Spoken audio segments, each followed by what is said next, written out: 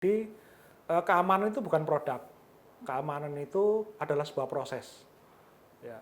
Jadi kalau mengharapkan sebuah sistem itu aman 100%, itu adalah hal yang mustahil. Ya kan? Karena bagi saya internet itu zona merah, artinya zona berbahaya.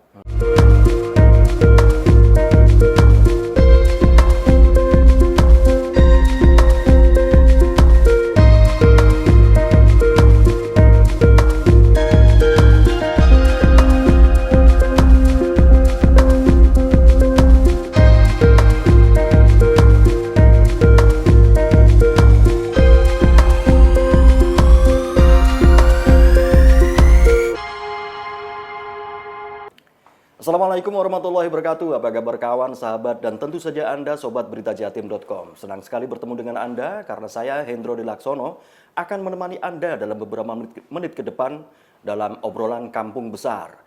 Dan seperti biasa hadir bersama saya narasumber hebat Mas Cahyo Darjati. Halo Mas. Halo Mas, apa kabar? Senang sekali bertemu dengan Anda. Saya kenal dengan beliau sebetulnya sudah cukup lama ketika saya awal-awal dulu juga menggeluti dunia IT, tapi dalam perspektif media. Mas, kita langsung to the point aja. Apa yang sebetulnya sedang terjadi saat ini? Karena kita sama-sama tahu, semua orang tiba-tiba ngomong tentang security. Semua orang tiba-tiba ngomong tentang perlindungan data diri. Apa yang sebetulnya terjadi menurut Anda? Oke, kalau menurut saya, sebenarnya ini tentang security itu suatu hal yang wajar ya. Mungkin 5-10 tahun yang lalu itu sudah terbiasa terjadi. Nah, cuman memang akhir-akhir ini mungkin ada hubungannya dengan akan disahkan ya undang-undang pribadi ya, undang-undang privasi itu.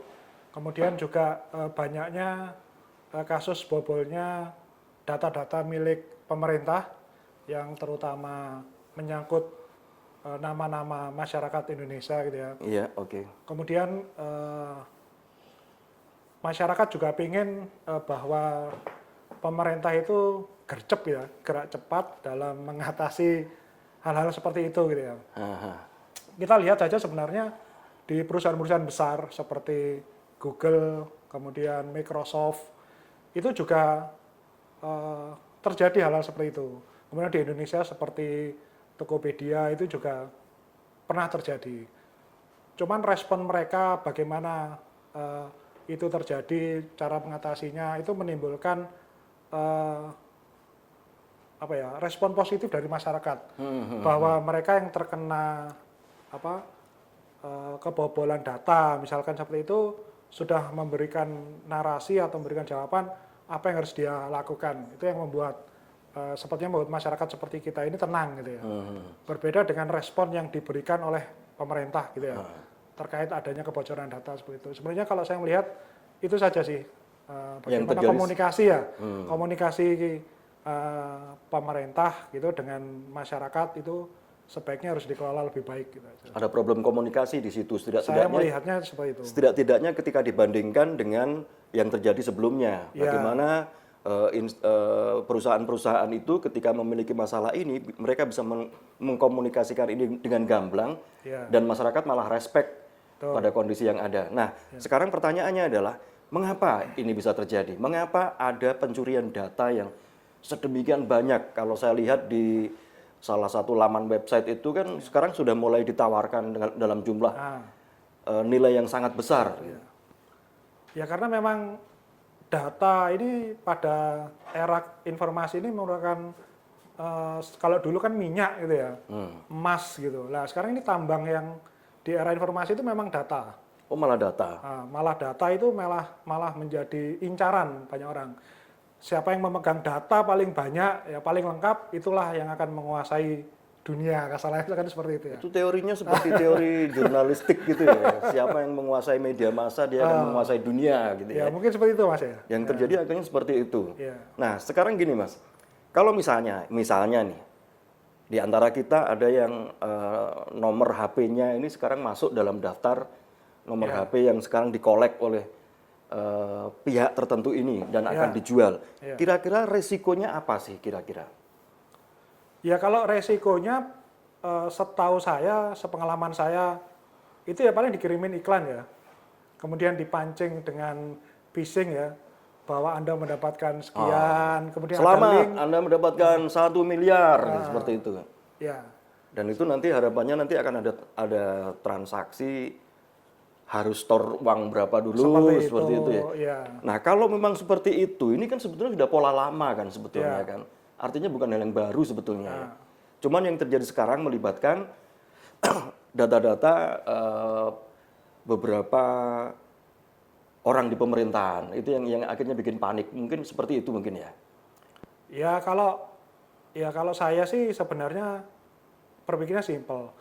Kalau memang data itu sebenarnya kan kalau memang penting kan sudah ada SOP-nya. Bagaimana cara mengamankan data tersebut kan. Nah, kalau data itu sudah keluar, kalau dicek memang itu data yang benar-benar keluar ya kita cari sumbernya di mana untuk kita perbaiki ya. Tapi kalau kita deny menganggap itu bukan dari kita, ya itu akan berbahaya sebenarnya. Oke. Ya, Sobat Berita Jatim, Mas Cahyo dari Jati ini adalah seorang konsultan IT di Surabaya. Sepak terjangnya sejak tahun 2000-an itu sudah dikenal oleh banyak kawan-kawan orang seperti saya, beberapa kawan di perusahaan, di pemerintahan, yang mereka sama-sama membutuhkan jasa konsultasi IT, khususnya security, Mas ya. Ya. Nah, problem utamanya, Mas, ini beberapa kali sebetulnya kan sudah sering diucapkan kawan-kawan juga, gitu. Ya. Menggunakan jasa konsultan IT, menggunakan jasa konsultan security, ini kan kayak semacam pemborosan, katanya demikian gitu ya. Ngeluarin duit, nyuruh orang menjaga, tapi nggak terjadi apa-apa. Dan ketika itu tidak terjadi apa-apa kayak buang duit. Gitu. Nah, ketika akhirnya kebobolan, orang baru teriak-teriak, nyari pemadam kebakaran sana-sini, dan bisa jadi ongkosnya lebih besar ketika dia meng-hire seorang konsultan security. Hal seperti ini sebetulnya apa? Mengapa gitu loh? Pengalaman saya itu biasanya memang mengeluarkan biaya untuk melakukan pengecekan keamanan. Itu memang dianggap cost gitu ya, dianggap cost. Kemudian dianggap mahal ya kan. Karena memang mahal. Buat apa? Jangan-jangan memang mahal. Ya karena mahal tidak dianggarkan. Ya kan jadi kalau sudah dianggarkan kan tidak mahal. Ya kemudian ini memang kisah nyata ya yang saya alami beberapa kali itu sudah saya tawarin, saya berikan alasannya apa gitu, mereka menolak. Terus akhirnya kejadian betul gitu ya. Akhirnya minta tolong diperbaiki. Anehnya dengan biaya berapapun mereka tidak keberatan. Karena ini aneh menurut saya. Karena data, ya kan? Ada hubungannya dengan data. Ya sama lah kalau kita di bidang kesehatan ya. Kita bayar betul. BPJS gitu kan. Tiap bulan buat apa kita tidak sakit kan gitu ya. Iya. Tapi tiba-tiba kalau kita sakit terus kena biaya sangat besar. Karena penyebutannya BPJS, Mas. Kalau penyebutannya adalah asuransi, orang juga agak enggan mengeluarkan gitu ya. Tapi kalau BPJS mungkin asumsinya BPJS gitu. Berapalah gitu. Kalau asuransi enggak lah gitu kan. Tapi sebetulnya itu sama-sama penting. Mas, kita ngomong kultur di Indonesia. Berkali-kali Indonesia dikritik sebagai sarang pembajak gitu ya. Sarang pembajak software, operating system gitu. Nah, bagaimana dulu Bill Gates sampai datang ke Indonesia dan konon waktu itu ada dialog-dialog khusus dengan pemerintah kita terkait kebiasaan orang Indonesia yang suka menggunakan barang bajakan. Sebetulnya ada nggak sih korelasi antara penggunaan barang bajakan dengan kualitas security di penggunaan jaringan, komputer jaringan? Oke, jadi gini, namanya membajak, ya kan? Berarti kan menggunakan software, saya bilang software aja ya, software secara ilegal, ya kan? Nah, awalnya dari pembuat software itu sudah ada aturan, misalkan pakai license ya, dia install, dia masukkan license. Nah nanti license ini ada beberapa cara untuk masuk, misalkan menggunakan license yang ada, punya orang kita pakai kan seperti itu, sama-sama pakai license. Ya. Kemudian di bypass. Ya kan, nah di bypass ini otomatis softwarenya memerlukan pihak ketiga, ya untuk melakukan bypass ya kan. Nah software pihak ketiga ini kita tidak tahu dia diisi apa aja, apakah hanya mereka melakukan sukarela untuk membypass, tidak menambahkan aplikasi lain di dalam komputer kita, Oke. ya siapa yang menjamin, ya kan? Iya, iya. Tapi yang jelas kalau kita mengambil ada aplikasi dari pihak ketiga yang kita ambil bukan dari sumber aplikasi yang kita beli atau yang kita gunakan, Resikonya nah, itu ada. resiko. Oke. Kok ngomong yang barang yang ilegal gitu ya?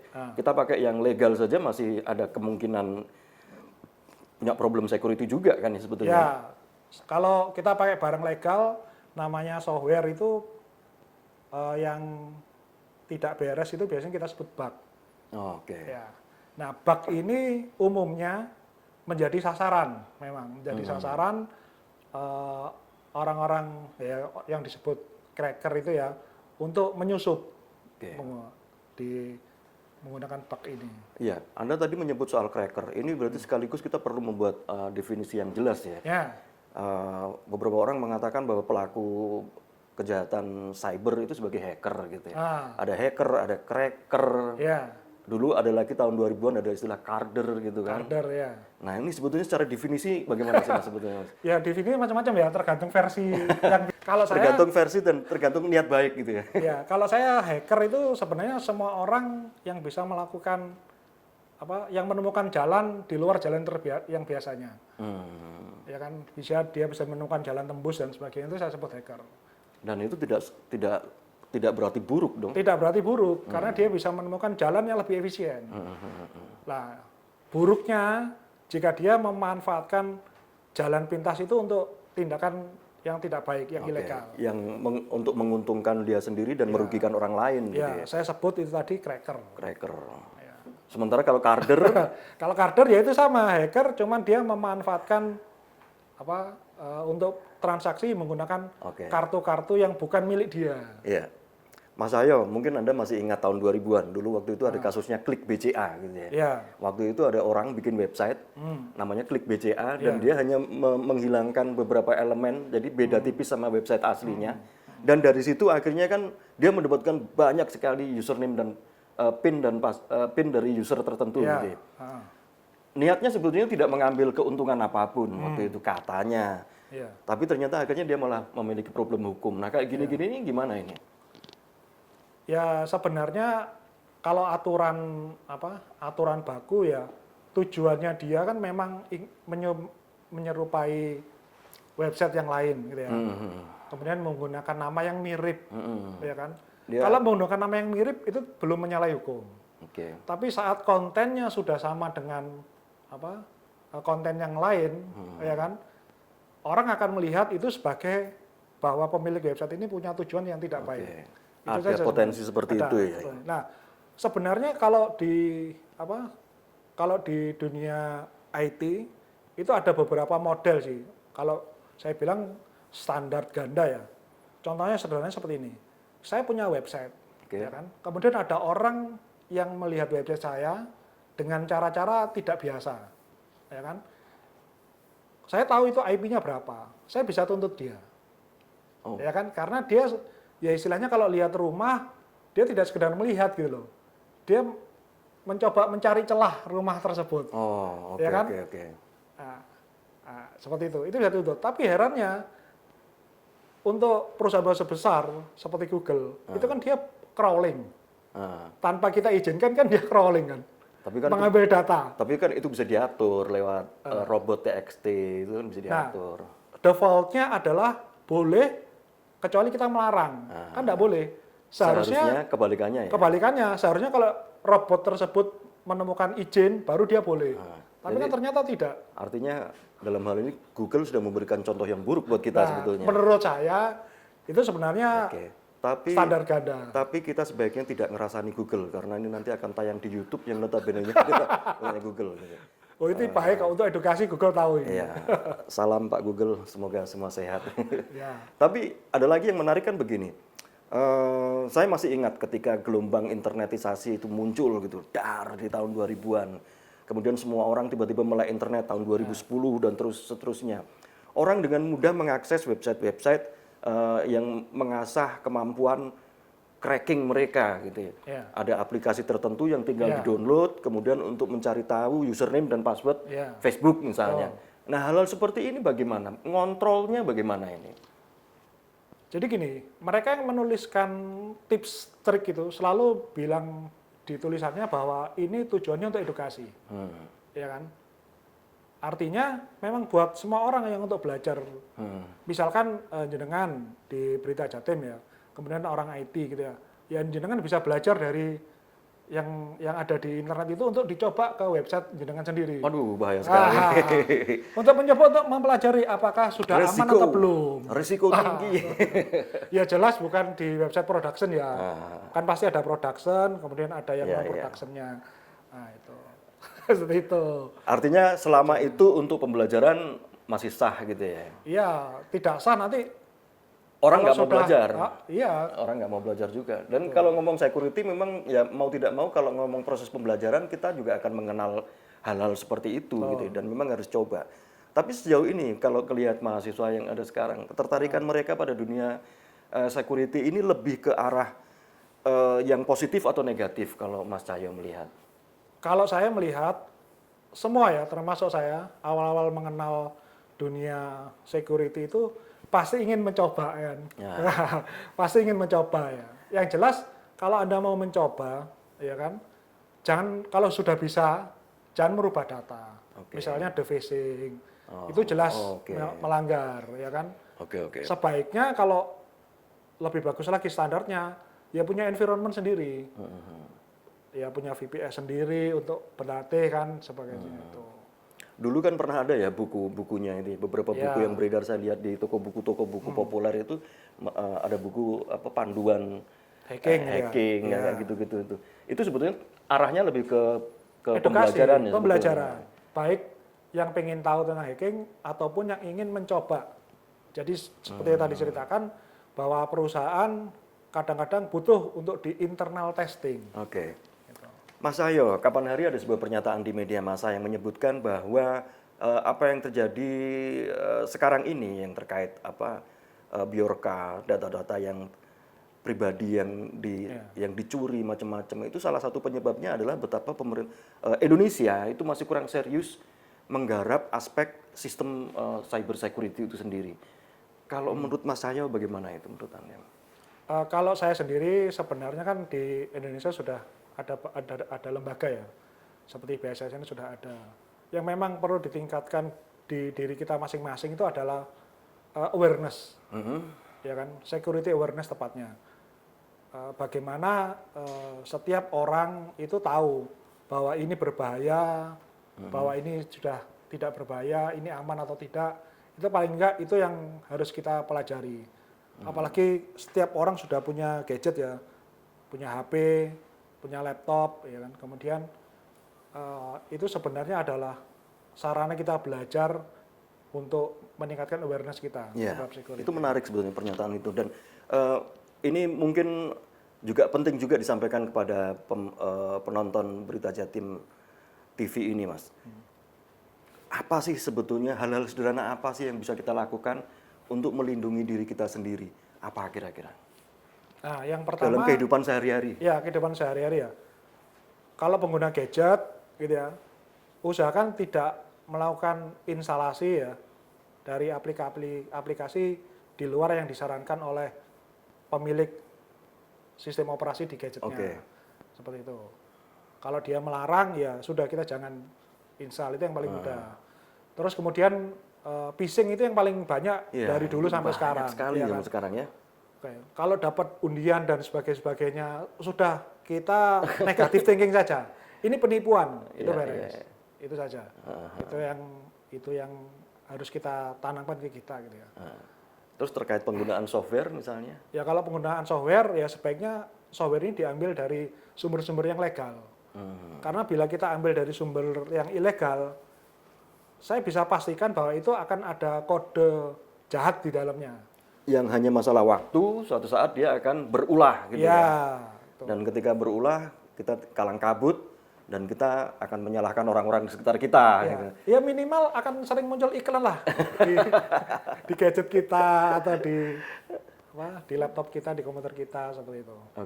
Mas Cahyo mungkin ada closing statement yang ingin disampaikan kepada penonton Berita Jatim TV, kira-kira apa lagi yang mesti kita lakukan ini?